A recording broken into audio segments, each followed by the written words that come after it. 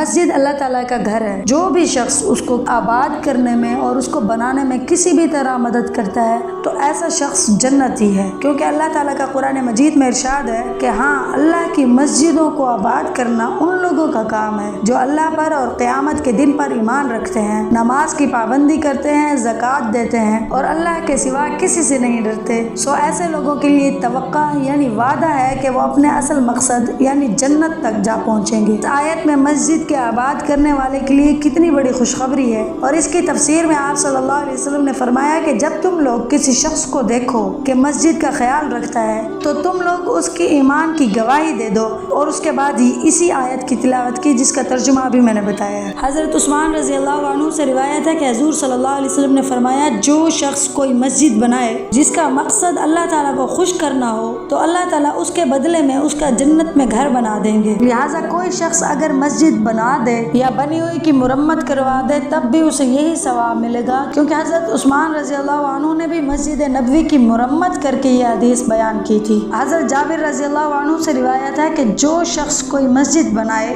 یا بنانے میں مال خرچ کرے یا جان خرچ کرے، وہاں وہ ایک چھوٹے پرندے کے گھونسلے کے برابر ہو یا اس سے بھی چھوٹی ہو، تو اللہ تعالیٰ اس کے لیے جنت میں ایک گھر بنا دیں گے۔ اس حدیث سے بنتی ہوئی مسجد میں چندہ دینے کی فضیلت معلوم ہوتی ہے، کیونکہ اب گھونسلے کے برابر کوئی مسجد بنتی تو نہیں ہے۔ اس کا مطلب یہ ہے کہ آپ اس میں جتنا بھی حصہ ڈال سکے، بے شک وہ اس گھونسلے کے برابر ہو یا اس سے بھی چھوٹا، یعنی جتنا آپ سے ہو سکے آپ اتنا اس میں حصہ ڈال دیں تو آپ کو جنت میں گھر ملے گا۔ سبحان اللہ۔ بے شک آپ کے پاس مال نہیں بھی ہے تو آپ اینٹیں اٹھا کر اس کی تعمیر میں کام کروا دیں، اب بھی یہی اجر ملے گا، کیونکہ مسجد نبوی کے بننے کے وقت آپ صلی اللہ علیہ وسلم خود کچی اینٹیں اٹھاتے تھے، لیکن اس کا یہ مطلب نہیں کہ اگر آپ تھوڑا حصہ ڈالیں گے تو آپ کا اسی حساب سے گھر بنے گا، بلکہ ایسے شخص کے لیے آپ صلی اللہ علیہ وسلم نے فرمایا کہ جو شخص اللہ کے لیے مسجد بنا دے گا اللہ تعالیٰ اس کے لیے جنت میں ایک گھر بنا دیں گے جو اس سے بہت لمبا چوڑا ہوگا۔ حضرت ابو ہریرہ رضی اللہ عنہ فرماتے ہیں کہ حضور صلی اللہ علیہ وسلم نے کہا، جو شخص عبادت کے لیے حلال مال سے کوئی عمارت یعنی مسجد بنائے اللہ تعالیٰ اس کے لیے جنت میں موتی اور یاقوت کا گھر بنا دے گا۔ یہ بھی مسجد کا ادب ہے کہ اس میں حرام مال نہ لگائیں بلکہ حلال مال لگائیں۔ اکثر بلا اجازت کسی کی زمین پر قبضہ کر کے مسجد بنا دیتے ہیں اور پھر لڑنے مرنے پر تیار ہو جاتے ہیں، اور جو نہیں دے رہا ہوتا یا جس کو پریشانی ہوتی ہے اسے کافر قرار دینا یہ بالکل جائز نہیں ہے۔ حلال مال اور حلال طریقے سے بنائی گئی مسجد کے بارے میں یہ حدیث ہے۔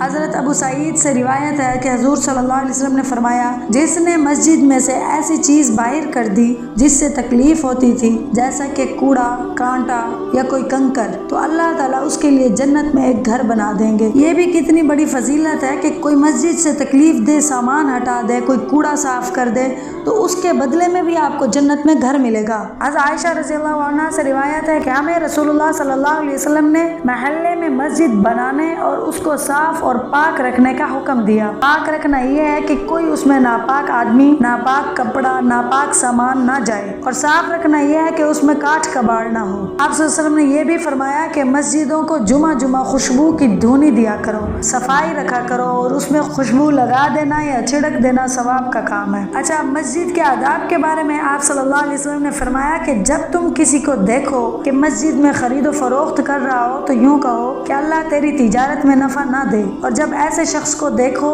کہ کوئی کھوئی ہوئی چیز کو مسجد میں پکار پکار کر تلاش کر رہا ہو تو یوں کہہ دو کہ اللہ تیرے پاس وہ چیز نہ پہنچائے۔ کھوئی ہوئی چیز تلاش کرنے سے مراد یہ ہے کہ